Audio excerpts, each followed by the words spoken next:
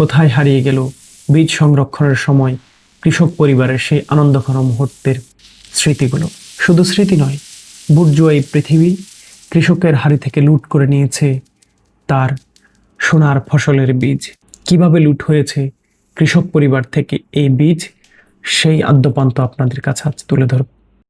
চলুন আজ বিশ্বব্যাপী কৃষকের বীজ নিয়ে রাজনীতি এবং বীজ কিভাবে বিশ্ব খাদ্য নিয়ন্ত্রণের হাতিয়ার হয়ে উঠল সেই বিষয়টি আমরা জানব। স্ক্রিনে আমি একটি চার্ট দিয়েছি, এই চার্টটির দিকে লক্ষ্য করুন। চার্টটির দিকে লক্ষ্য করলে আপনি বুঝতে পারবেন কিভাবে কৃষকের হাড়ি থেকে বীজ লুট হয়ে বহুজাতিক কোম্পানিদের দখলে চলে গেছে। লক্ষ্য করুন, 2005 সালে কৃষকেরা তাদের নিজস্ব পদ্ধতিতে বীজ সংরক্ষণ করতেন প্রায় 60%। 2005 থেকে 2015 সালে এসে বীজ সংরক্ষণের সেই পার্সেন্টেজ কমে দাঁড়ায় 45%। 2015 থেকে 2025 সালে এসে তা আরও কমে দাঁড়ায় মাত্র 20%। এক সমীক্ষায় দেখা গেছে 1990 সন থেকে 2025 সন পর্যন্ত বাংলাদেশের কৃষকেরা বীজ সংরক্ষণের অধিকার হারিয়েছেন প্রায় 80%। অর্থাৎ 20% বীজ কৃষক বর্তমানে সংরক্ষণ করেন, যা 2030 পর্যন্ত আরও 10% থেকে 15% কমে 10 থেকে 5% এসে নামতে পারে। আনুমানিক 2035-40-এর দিকে অথবা 50-এর মধ্যে সমস্ত বীজের নিয়ন্ত্রণ চলে যাবে বহুজাতিক কোম্পানিদের নিয়ন্ত্রণে। অপরদিকে আপনি যদি চার্টের ঊর্ধ্বগতির দিকে লক্ষ্য করেন, দেখতে পাবেন 2005 সালে বহুজাতিক কোম্পানিরা বীজ সংরক্ষণ করত 35%, তা 2015 সালে বেড়ে দাঁড়ায় প্রায় 55%।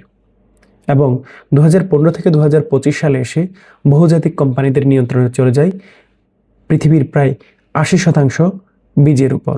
খাদ্য বিশেষজ্ঞরা প্রায় বলে থাকেন, হু কন্ট্রোল সিড কন্ট্রোল ফুড, অর্থাৎ যে বীজ নিয়ন্ত্রণ করবে আগামী দিনের খাদ্য সেই নিয়ন্ত্রণ করবে। আগে বীজগুলো ছিল আমাদের কৃষকদের নিয়ন্ত্রণে, তাই খাদ্যগুলো ছিল আমাদের নিজস্ব নিয়ন্ত্রণে, আমাদের কৃষকদের নিয়ন্ত্রণে। এখন বীজগুলো চলে গেছে বহুজাতিক কোম্পানির নিয়ন্ত্রণে, এখন আমাদের খাদ্য নিরাপত্তা চলে যাচ্ছে বহুজাতিক কোম্পানিদের নিয়ন্ত্রণে। এই কথার প্রসঙ্গে আমি আপনাকে আরেকটি বিষয় স্মরণ করিয়ে দিতে চাই। মুসলিম ধর্ম বিশ্বাস মতে পৃথিবী একটা সময় এসে অত্যন্ত অরাজক পরিস্থিতির শিকার হবে। চারপাশে যুদ্ধ বিগ্রহ, খুন, হত্যা, দর্শন ইত্যাদি ব্যাপক হারে বৃদ্ধি পাবে। জুয়া, মদ, গান, বাজনা ব্যাপক হারে বৃদ্ধি পাবে এবং এগুলো সমাজের মধ্যে এমন বিস্তার ঘটবে, সমাজের মানুষ মনে করবে এগুলো তো খুবই সাধারণ, এগুলো তো বৈধ। ঠিক এমনই একটি সময় এসে পৃথিবী 5 বছরের জন্য দুর্ভিক্ষের শিকার হবে। আর ওই 5 বছর না ফুরাতেই পৃথিবীতে আসবে দাজ্জাল। দাজ্জাল নিজেকে খোদা দাবি করবে। দাজ্জাল যদি নিজেকে খোদা দাবি করতে হয়, অবশ্যই তাকে খোদার নিয়ন্ত্রণে থাকা যে বিষয়গুলো রয়েছে তার উপর নিয়ন্ত্রণ প্রতিষ্ঠা বা নিয়ন্ত্রণ দেখাতে হবে মানুষকে। ঠিক দাজ্জাল তাই করে দেখাবে। দাজ্জাল যেখানে ইচ্ছা সেখানে সে বৃষ্টি দেবে, যেখানে ইচ্ছা সে সেখানে খরা দেবে, যেখানে ইচ্ছা সে ফুল ফসলে ভরিয়ে দেবে, যেখানে ইচ্ছা সেখানে ফসলহীন করে রাখবে। ধীরে ধীরে মানুষ এবং দুর্বল চিত্তের, দুর্বল ইমানের মানুষগুলো তার অনুসরণ করতে শুরু করবে। এটি হচ্ছে পৃথিবীতে আদম আলাইহিস সালাম থেকে মুহাম্মদ সাল্লাল্লাহু আলাইহি ওয়াসাল্লাম পর্যন্ত সবচেয়ে বড় ফিতনা।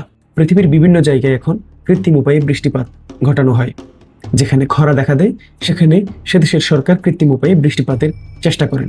তার মানে প্রকৃতির উপর নিয়ন্ত্রণ প্রতিষ্ঠার জন্য এটি একটি প্রাথমিক লক্ষণ। পৃথিবী এখন যেই গতিতে এগিয়ে যাচ্ছে, প্রযুক্তি এখন যেই গতিতে এগিয়ে যাচ্ছে, তার মাধ্যমে পৃথিবীর বিভিন্ন জায়গায় প্রাকৃতিক পরিবেশ নিয়ন্ত্রণ করা এখন খুব জটিল কোনো বিষয় নয়। অদূর ভবিষ্যতে সেটি আরও ভয়াবহ আকার ধারণ করতে পারে। এআই প্রযুক্তি পৃথিবীর নিয়ন্ত্রণকে এমনভাবে বদলে দিচ্ছে যা আপনি এই মুহূর্তে বসে কল্পনা করাটাও অসম্ভব। শুধু এই সমীকরণ নয়, আমি আপনাদের সাথে আরও 2টি চার্ট শেয়ার করব, যা দেখলে আপনারা অনুমান করতে পারবেন আসলে আমরা কোন ভুলে পা দিচ্ছি। কিভাবে কৃষকদের থেকে এই বীজ ধীরে ধীরে বহুজাতিক কোম্পানির নিয়ন্ত্রণে চলে যাচ্ছে, এখন আমরা সেটি দেখব। বীজ এখন আর সাধারণ কোনো কৃষি পণ্য নয়, এটি প্রযুক্তি, মেধাস্বত্ব এবং বাণিজ্য নীতির অংশ হয়ে দাঁড়িয়েছে। 1960 সালের দিকে একটি আইন প্রণীত হয়, তার নাম হচ্ছে পেটেন্ট বা মেধাস্বত্ব আইন। কোম্পানি উন্নত জাতের বীজ তৈরি করছেন বা উৎপাদন করছেন, ওই বীজগুলো ওই কোম্পানির নামে বাজারজাতকরণ করা হবে এবং ওই বীজগুলো কৃষক দ্বিতীয়বার ব্যবহার করার জন্য সংরক্ষণ করতে পারবেন না।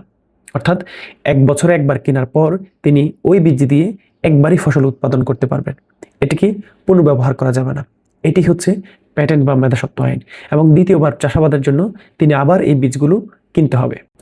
বর্তমান পৃথিবীতে সমস্ত কৃষককে এই আইন মেনে চলতে হয়, যার কারণে কৃষকরা একবার হাইব্রিড বা জিএম বীজ দিয়ে চাষাবাদের পর দ্বিতীয়বার আবার সেই বীজ সংরক্ষণ করে তা দিয়ে চাষাবাদ করতে পারছেন না। কীটনাশক ব্যবহারের কারণে মাটি স্বাভাবিকভাবে তার যে উৎপাদন ক্ষমতা ছিল সেটি হারিয়ে ফেলবে। তখন কীটনাশক ব্যতীত কোনো ধরনের ফসল আর উৎপাদন করা সম্ভব হবে না। কিন্তু সমস্যাটা হচ্ছে বহুজাতিক কোম্পানিগুলো শুধু বীজ সংরক্ষণ করছে না এবং বীজ উৎপাদন করছে না, এই বীজগুলো কোন ধরনের কীটনাশক ব্যবহার করলে সবচেয়ে বেশি ফলন দেবে তাও তারা সরবরাহ করছে। অর্থাৎ বহুজাতিক কোম্পানিগুলো একটি প্যাকেজ শেয়ার করছে, যেখানে বীজ এবং বীজের সাথে ভালো ফলন পাওয়ার জন্য যেই কীটনাশক ব্যবহার করতে হয় সেটিও তারা প্রোভাইড করছে। কোন যন্ত্রের মাধ্যমে এই চারাগুলো রোপণ করলে সবচেয়ে ভালো হয় সেই ইনস্ট্রুমেন্টগুলো এই কোম্পানিগুলো কৃষকদের কাছে সরবরাহ করছেন। এর ফলে কৃষি পণ্য এবং খাদ্য নিরাপত্তা সম্পূর্ণ ওই বহুজাতিক কোম্পানিদের নিয়ন্ত্রণে চলে যাচ্ছে। এই বহুজাতিক কোম্পানিগুলো শুধু একটি দুটি ফসলের বীজ সংরক্ষণ করছে না, বরং এরা পৃথিবীতে উৎপাদিত প্রায় প্রতিটি ফসলেরই হাইব্রিড জাতীয় বীজের উদ্ভাবন ঘটিয়ে পুরো পৃথিবীর বীজের নিয়ন্ত্রণ নিয়েছে। এক্ষেত্রে কৃষকরা যে কীটনাশক ব্যবহার করছেন এবং এই কীটনাশক ব্যবহারের কারণে জমির যে স্বাভাবিক শক্তি রয়েছে সেটি নষ্ট হচ্ছে, যার কারণে হাইব্রিড জাতীয় ফসল ফলানোর পর ওই জমিতে যদি আবার সনাতনী পদ্ধতির চাষাবাদ করে তাহলে তার উৎপাদন ব্যাপক হারে হ্রাস পায়, যার কারণে আগামী দিনে খাদ্য সংকট প্রকট আকার ধারণ করতে পারে। বহুজাতিক কোম্পানিগুলো বীজ সরবরাহ করছে অথবা উন্নত জাতের বীজ তৈরি করে কৃষকদের মাঝে বিতরণ করছে এবং কৃষকেরা তা প্রতি বছর কিনে জমিতে ব্যবহার করবে। এতটুকু পর্যন্ত যদি হয় তাহলে বিষয়টি হলো সহনশীল। কিন্তু এখানে সবচেয়ে গুরুত্বপূর্ণ বিষয়টি হচ্ছে এই বীজ উৎপাদন এবং সরবরাহ থেকে শুরু করে এবং কীটনাশক সরবরাহ পর্যন্ত পুরো বিষয়টি নিয়ন্ত্রণ করছে মাত্র 3টি কোম্পানি। স্ক্রিনের চার্টটি দেখে লক্ষ্য করুন। এই চার্টটি দেখলে আপনি বুঝতে পারবেন যে পুরো পৃথিবীর এই বীজ যে 3টি কোম্পানি নিয়ন্ত্রণ করছে তার একজন হচ্ছে বায়ার, যে প্রায় 25% বীজ নিয়ন্ত্রণ করছে। 2 নম্বর হচ্ছে কার্টেভা, যে পৃথিবীর বীজের প্রায় 15 থেকে 20% নিয়ন্ত্রণ করছে। এবং এছাড়াও আরও ছোট ছোট 2-3টি কোম্পানি রয়েছে যারা কেউ 10 থেকে 15%, কেউ 15 থেকে 20% বীজ নিয়ন্ত্রণ করছে। এখন সমস্যা হচ্ছে এই বীজগুলো যদি 10,000 5,000 কোম্পানির নিয়ন্ত্রণে থাকতো তাহলে এটি সমস্যার কারণ ছিল না, কিন্তু যখন বীজগুলো নির্দিষ্ট 2-3টি কোম্পানির নিয়ন্ত্রণে চলে যাচ্ছে তার মানে এটা চিন্তার বিষয়। এই কোম্পানিগুলো আগামী দিনের পুরো পৃথিবীর খাদ্য নিয়ন্ত্রণ করবে এবং এই কোম্পানিগুলোর পেছনে কারা এবং এই কোম্পানিগুলো কিভাবে পরিচালিত হয় সেটি আমাদের সাধারণ কৃষকেরা জানে না। আমাদের সাধারণ কৃষকেরা বিশ্বাস করে তাদের দেয়া বীজগুলো নিচ্ছেন। এই বীজ কোম্পানিগুলো পৃথিবীতে কি কি ট্রায়াল দিচ্ছে তার একটি ছোট্ট নমুনা আমি আপনাদেরকে এখন দেব। আপনারা জানেন ভারত একটি বৃহৎ রাষ্ট্র, যার বিস্তৃত অঞ্চল জুড়ে কৃষির ভালো একটি চাষাবাদ হয়। ভারতের এই কৃষির সাথে জড়িয়ে আছে কোটি কোটি কৃষক। প্রতি বছর সরকারি ব্যাংক থেকে শুরু করে স্থানীয় পর্যায়ে বিভিন্ন জায়গা থেকে ঋণ নিয়ে কৃষকেরা তাদের কৃষি কার্যক্রম পরিচালনা করেন। আপনি তথ্যপত্র ঘাটলে দেখবেন ভারতে প্রতি বছর প্রায় 2 থেকে 3 হাজার কৃষক আত্মহত্যা করে থাকেন। তার একমাত্র কারণ হচ্ছে এই বহুজাতিক কোম্পানিগুলোর হাইব্রিড বীজ সংগ্রহ করার পর যখন জমিতে তারা সেগুলো চাষ করেন সেই বীজগুলো হয়তো অঙ্কুরিত হয় না, অথবা অঙ্কুরিত হওয়ার পর গাছ যখন বড় হয় তার থেকে পর্যাপ্ত পরিমাণ ফসল আসে না অথবা ফসল আসেই না, যার কারণে কৃষক এই লোকসান সামাল দিতে না পেরে বাধ্য হয়ে আত্মহত্যার পথ বেছে নেন। এটি শুধু ভারতের সমস্যা নয়, এটি আফ্রিকা জুড়েও হচ্ছে, এটি এশিয়ার আরও অন্যান্য অঞ্চল হচ্ছে, এমনকি বাংলাদেশেও হচ্ছে।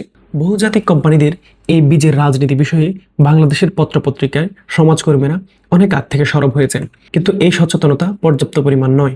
বাংলাদেশের বিভিন্ন পত্রপত্রিকা এবং আন্তর্জাতিক জার্নালগুলোতে প্রকাশিত হওয়া বীজ নিয়ে এই আন্তর্জাতিক রাজনীতি এবং বহুজাতিক কোম্পানিদের এই যে কারসাজি সেটি নিয়ে অনেকগুলো প্রতিবেদন হয়েছে।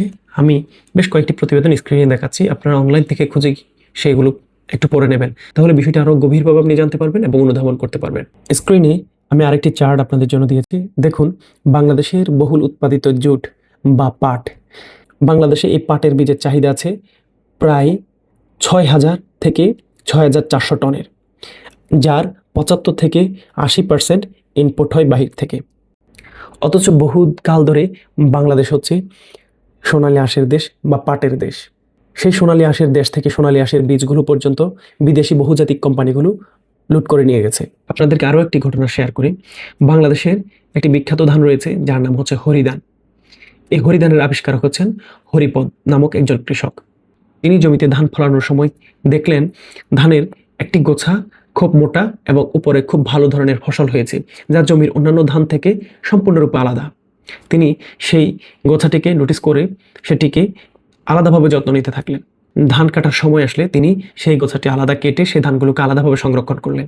সেই ধান থেকে পরের বছর আলাদা করে তিনি বীজতলা রেডি করলেন।